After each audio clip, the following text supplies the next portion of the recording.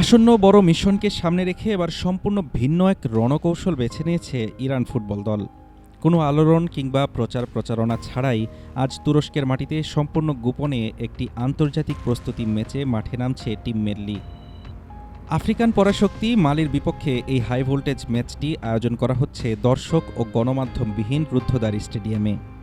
মাঠে নামার আগেই এক রহস্যের জাল। প্রতিপক্ষ যখন শক্তিশালী মালি, তখন ম্যাচটিকে ঘিরে চারদিকের আবহ যেন রূপ নিয়েছে এক চরম গোপনীয়তায়। তুরস্কের আন্তালিয়াতে আজ মুখোমুখি হচ্ছে ইরান ও মালি। তবে এই লড়াই দেখতে পারবেন না ফুটবল ভক্ত কিংবা কোনো সংবাদ মাধ্যমের প্রতিনিধিরা।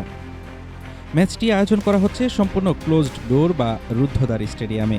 নিরাপত্তার চাদরে ঢাকা ভেন্যুতে কোনো ক্যামেরার প্রবেশাধিকার নেই।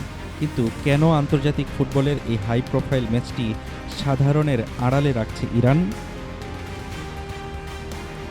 বিশ্লেষকরা বলছেন এর মূল কারণ কোচের বিশেষ কৌশলগত পরিকল্পনা। আসন্ন বড় টুর্নামেন্টের আগে নিজেদের মূল ফরমেশন, সেট পিস এবং আক্রমণ ভাগের নতুন কোনো কম্বিনেশন প্রতিপক্ষের চোখ থেকে লুকিয়ে রাখতেই এই চাল চালছেন ইরানি মাস্টার মাইন্ড।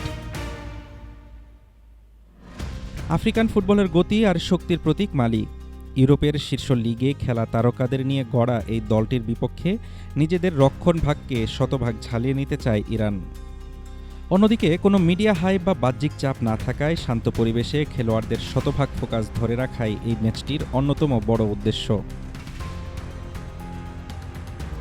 ম্যাচ শেষে হয়তো কেবল চূড়ান্ত ফলাফলটাই জানা যাবে, কিন্তু আড়ালের সেই ৯০ মিনিটে ইরান নিজেদের নতুন কোন রূপ তৈরি করল তা দেখার জন্য অপেক্ষা করতে হবে সামনের মূল টুর্নামেন্ট পর্যন্ত। হাফিজুর রহমান তুষার, ঢাকা টুডে।